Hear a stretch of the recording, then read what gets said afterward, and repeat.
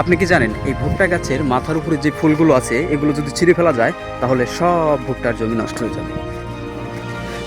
আসুন চলেন আপনাদের আজকের এই সবুজ অরণ্যে ঘেরা রহস্য উন্মোচন করব ভুট্টার জন্য কিভাবে ভুট্টা ফলন হয়।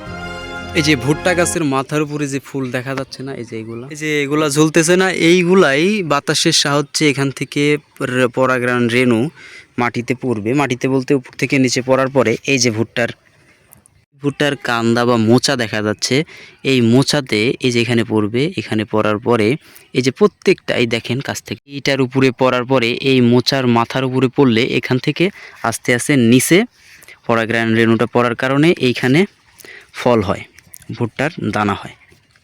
এর মানে একটা বৃক্ষের মাথার উপরে পু এবং নিচে স্ত্রীলিঙ্গ, উপরে পুলিঙ্গ নিচে স্ত্রীলিঙ্গ, একই গাছের দুই ধরনের ফুল। মানে ভুট্টার জমিতে বিশেষ করে মর্দা গাছ হয় না, প্রত্যেকটা গাছই একটা গাছ লাগাইলেও ওইখানে ফলন হবে। কিভাবে হয়?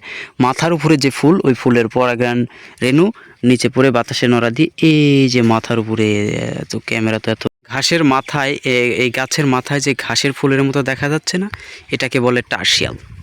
আর এই টার্সিয়ালই ভুট্টা ফলন বৃদ্ধিতে সহযোগিতা করে। ঠিক আছে, প্রকৃতি কত অদ্ভুত তাই না? কিভাবে, কোথায় থেকে কিভাবে হচ্ছে ফলন আমরা খাচ্ছি না জেনে না বুঝে, কিন্তু যিনি বানিয়েছেন সৃষ্টিকর্তা দেখেন কত সুন্দর আমাদের খাদ্যের বন্দোবস্ত করে দিছে, তাই না?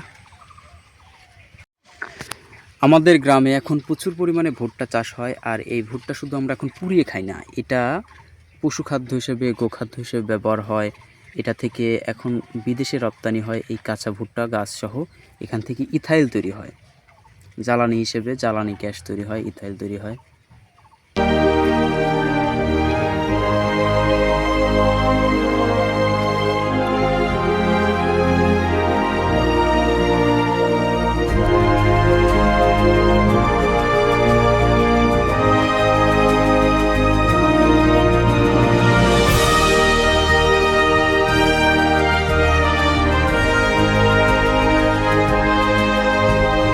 এমন সবুজ পরিবেশ আমাদের মনকে নাড়া দেয়।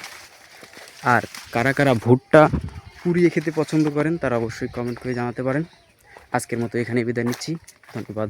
ভিডিওটা ভালো লাগলে লাইক দিয়ে সাথে থাকবেন।